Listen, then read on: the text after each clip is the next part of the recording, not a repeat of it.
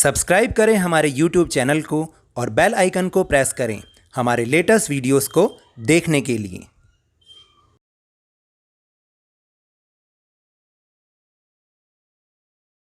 अब मैंने इंस्टाग्राम पर भी अपनी आईडी बना ली है लवनीश सर की क्लास_22। आप इसे फॉलो करके यहाँ पर भी हमारे लेटेस्ट वीडियोस को देख सकते हैं। इसका लिंक मैं आपको वीडियो के डिस्क्रिप्शन में भी दे दूंगा। Hello and welcome to Lavneesh sir की क्लास। आज की शिक्षा निदेशालय राष्ट्रीय राजधानी क्षेत्र दिल्ली की वर्कशीट नंबर 30 जो कि क्लास 9 के स्टूडेंट्स के लिए है और यह भी सामाजिक विज्ञान के भूगोल विषय से पार्ट 4 जलवायु से ली गई है। इस वर्कशीट में हम ऋतुएं भाग 3 और मानसून की वापसी वाली ऋतु के बारे में कुछ समझेंगे और जानेंगे। तो चलिए मेरे साथ शुरू करते हैं और समझने की कोशिश करते हैं।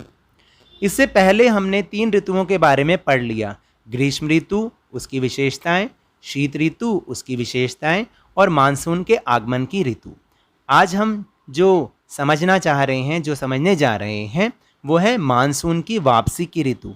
जैसे मानसून का आगमन पूरे भारत में धीरे धीरे होता है और आपको पता है कि पिछली बार हमने ये भी पढ़ा कि मानसून जब आता है तो वो दक्षिण की तरफ, क्योंकि हमारी भौगोलिक आकृति इस तरह से है, वो 2 भागों में बढ़ जाता है।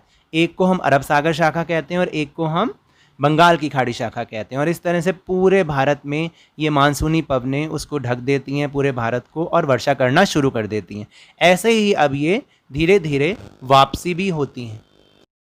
अक्टूबर नवंबर के दौरान दक्षिण की तरफ सूर्य की आभासी गति के कारण मानसून गर्त यानी कि निम्न दाब उत्तरी मैदानों के ऊपर शिथिल हो जाता है। अब इसका क्या मतलब है?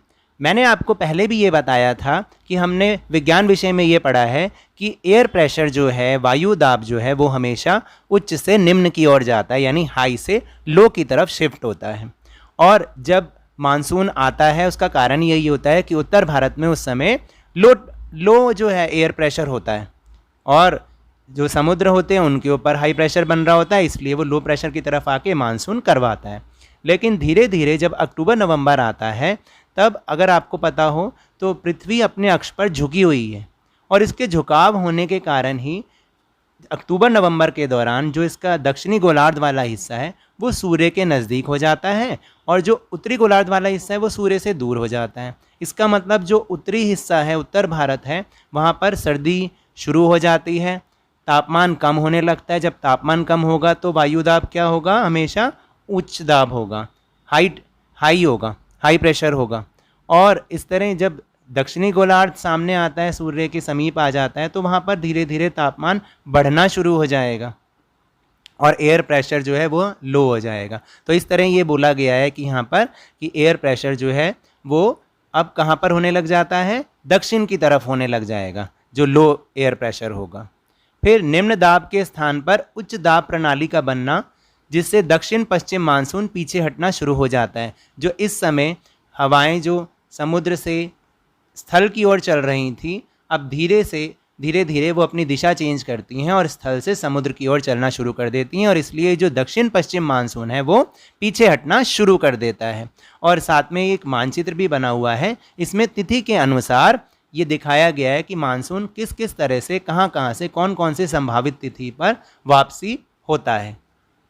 फिर इसके बाद इसकी और जो विशेषताएं वो ये हैं कि अब पवनें जो हैं स्थल से समुद्र की ओर खिसकना शुरू कर देती हैं, जैसे कि मैंने आपको बताया, क्योंकि अब मैदानों पर तो हाई प्रेशर बन जाता है और दक्षिण यानी समुद्र की तरफ लो एयर प्रेशर हो जाता है। तो हमेशा यही नियम रहेगा, हाई से लो। तो अब जो हवाएं भी हैं वो स्थल से समुद्र की ओर बहना शुरू कर देती हैं। इसकी एक और विशेषता ये भी है कि अब उत्तरी मैदानों में जो गर्म वर्षा ऋतु होती है उसके स्थान पर शीत ऋतु में परिवर्तन का काल आना शुरू हो जाता है। यानी पूरी तरीके से तो शीत ऋतु नहीं आती, बल्कि इसको हम संक्रमण काल भी कहते हैं, ट्रांजिशन पीरियड कहते हैं, कि वर्षा ऋतु जा रही होती है और शीत ऋतु प्रारंभ हो रही होती है। आसमान साफ, दिन का तापमान ऊंचा मतलब हाई होता है, जबकि रातें धीरे धीरे ठंडी और सुहावनी होती जाती हैं। लेकिन जो ज़मीन यानी स्थल है वो अभी भी आर्द्र होता है, यानी ह्यूमिडिटी उसमें होती है। फिर इसके बाद उच्च तापमान और आर्द्रता के कारण क्योंकि दिन में तो टेम्परेचर वही गर्मी जैसा हाई हाई रहता है, लेकिन ह्यूमिडिटी भी होती है। इसके कारण जो दिन का मौसम होता है वो धीरे धीरे असह्य हो जाता है और हमें ज़्यादा पसीना आने लगता है, और इसे ही हम क्वार की उमस के नाम से भी जानते हैं। यानी अक्टूबर में आपने देखा होगा कि दिन के समय थोड़ी गर्मी लगती है और उमस रहती है, और रातें तो ठंडी हो जाती हैं। तो ये जो दिन वाली उमस है इसको हम क्वार की उमस कहते हैं। फिर नवंबर के प्रारंभ में निम्न दाब की अवस्था बंगाल की खाड़ी पर स्थानांतरित हो जाती है, जिसके वजह से चक्रवातों का निर्माण होता है। और मैंने आपको बताया कि जो एयर प्रेशर, जो लो एयर प्रेशर है, वो बंगाल की खाड़ी पर शिफ्ट हो जाता है।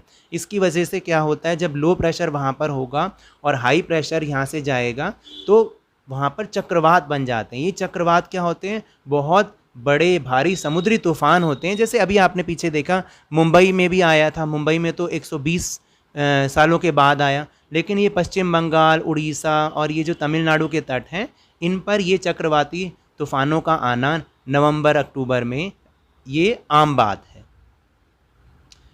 ये उष्णकटिबंधीय चक्रवात भारत के पूर्वी तट को पार कर प्राय विनाशकारी तूफान और वर्षा लाते हैं, जिससे बड़े पैमाने पर जान माल की हानि होती है।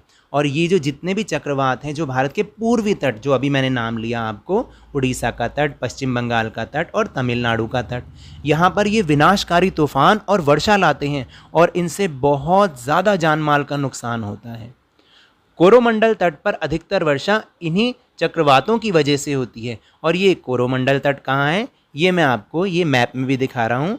ये रहा कोरोमंडल तट, ये तमिलनाडु का कोरोमंडल तट है, और इन्हीं चक्रवातों की वजह से ज़्यादातर अक्टूबर नवंबर में यहाँ पर वर्षा होती है। फिर हमारा सबसे इम्पॉर्टेंट टॉपिक इस लेसन का वो है मानसून एकता का परिचायक, जिसमें से हर बार पेपर में क्वेश्चन अवश्य आता है, तो इसको आप बहुत ध्यान से समझिएगा। हिमालय द्वारा अत्यंत ठंडी हवाओं को आने से रोकने के कारण उच्च अक्षांशों के बावजूद उत्तरी भारत में निरंतर ऊंचा तापमान बना रहता है।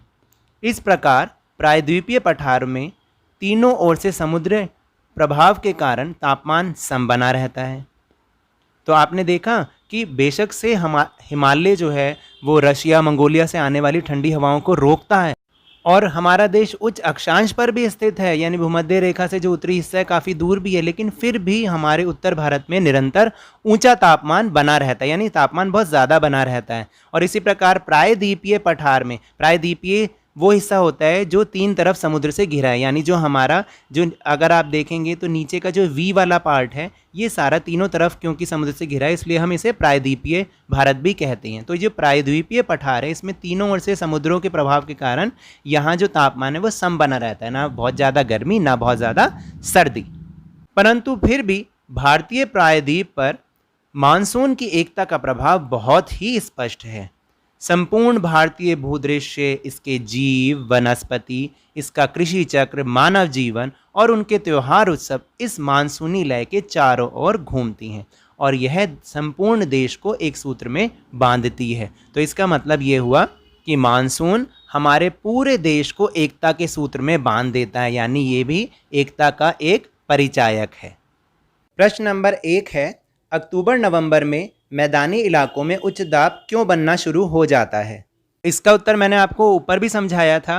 अक्टूबर नवंबर में पृथ्वी के अपने अक्ष पर झुके होने के कारण दक्षिणी गोलार्ध वाला भाग सूर्य के समीप और उत्तरी गोलार्ध वाला भाग सूर्य से दूर होता है, जिसके कारण दक्षिण में तापमान बढ़ने लगता है और निम्न वायुदाब बनने लगता है, और उत्तर में तापमान कम और उच्च वायुदाब बनने लगता है। अब चलते हैं प्रश्न नंबर 2 पर। मानसून की वापसी की कुछ प्रमुख विशेषताओं को लिखिए। को आपने इसी तरह पॉइंट वाइज ही लिखना है कि पवनें अब स्थल से समुद्र की ओर खिसकना शुरू कर देती हैं, यानी कि चलना शुरू कर देती हैं। फिर उत्तरी मैदानों में गर्म वर्षा ऋतु के स्थान पर शीत ऋतु में परिवर्तन का काल होता है। नंबर 3, आसमान साफ, दिन का तापमान उच्च जबकि रातें ठंडी और सुहावनी होती हैं, और स्थल जो है अभी भी आर्द्र होता है। नंबर 4 पॉइंट, उच्च तापमान और आर्द्रता के कारण दिन का मौसम असहाय हो जाता है, जिसे क्वार की उमस के नाम से भी जाना जाता है। और 5वां पॉइंट, नवंबर के प्रारंभ में निम्न वायुदाब की अवस्था बंगाल की खाड़ी पर स्थानांतरित हो जाती है, जिससे चक्रवातों का निर्माण होता है। अगर ये जो क्वार की उमस वाला जो पॉइंट है इसको आप अच्छे से याद कर ले, क्योंकि ये 1 नंबर का क्वेश्चन भी आता है। फिर प्रश्न नंबर 3, मानसून पूरे देश को एक सूत्र में बांधता है, इस कथन की समीक्षा कीजिए। और ये बहुत ही इंपॉर्टेंट क्वेश्चन है। मानसून पूरे देश को एक सूत्र में बांधता है, इसके कई कारण हैं। पहला, हमारे देश में जितने भी त्यौहार हैं उनमें से अधिकतर त्यौहार मौसम से जुड़े हुए हैं, इसलिए जब भी मानसून आता है तो सभी लोगों में हर्षोल्लास भर देता है। फिर दूसरा पॉइंट है, हमारा देश एक कृषि प्रधान देश है और आज भी देश के अधिकतर किसान मानसून पर निर्भर हैं, इसलिए मानसून का आना उन सभी लोगों को भावनात्मक रूप से जोड़ देता है। और नंबर 3 पॉइंट है कि मानसून से मानव जीवन भी जुड़ा हुआ है, इसके द्वारा पूरे भारत को पानी प्राप्त होता है। यही कारण है कि मानसून पूरे देश को एक सूत्र में बांधने वाला समझा जाता है। फिर है प्रश्न नंबर 4, मानचित्र की सहायता से निम्न प्रश्नों के उत्तर लिखिए। पहला, दिल्ली और संपूर्ण देश से मानसून की वापसी की संभावित तिथि क्या है? और नंबर 2, 1 सितंबर से 15 सितंबर के बीच भारत के किन 2 राज्यों से मानसून की वापसी होती है? नाम लिखिए। पहले उत्तर समझ लेते हैं और फिर मानचित्र की सहायता से भी देखेंगे। पहले प्रश्न का उत्तर है कि दिल्ली से 17 सितंबर लगभग संभावित तिथि पर यह मानसून वापसी होना शुरू कर देता है और पूरे संपूर्ण देश से 15 अक्टूबर तो उत्तर भारत की तिथि है और 1 दिसंबर दक्षिण भारत की तिथि, यानी 1 दिसंबर के बाद तक ये लगभग पूरे देश से वापस इस समुद्र की ओर चला जाता है। और इसके दूसरे भाग का उत्तर है कि ये 3 राज्यों से निकल रहा है। अभी मैं आपको दिखाऊंगा। अभी 3 राज्य जो है 1 सितंबर से 15 सितंबर के बीच आते हैं, राजस्थान, गुजरात और हरियाणा। आप इनमें से कोई भी 2 लिख सकते हैं। ये देखिए, ये 1 सितंबर और ये 15 सितंबर, और ये जो किन किन राज्यों से बीच में इसके राज्य आ रहे हैं, ये गुजरात है, ये राजस्थान और ये हरियाणा। तो ये थी आज की वर्कशीट। अगर मेरे इस तरह समझाने से आपको थोड़ा सा भी समझ में आया हो तो इस चैनल को ज़्यादा से ज़्यादा सब्सक्राइब कीजिए, लाइक कीजिए और बहुत ज़्यादा शेयर कीजिए। और मेरे साथ इसी तरह वर्कशीट को समझते रहिए, लेकिन ध्यान और मन लगाकर और बड़ी मेहनत से पढ़ते रहिए। धन्यवाद।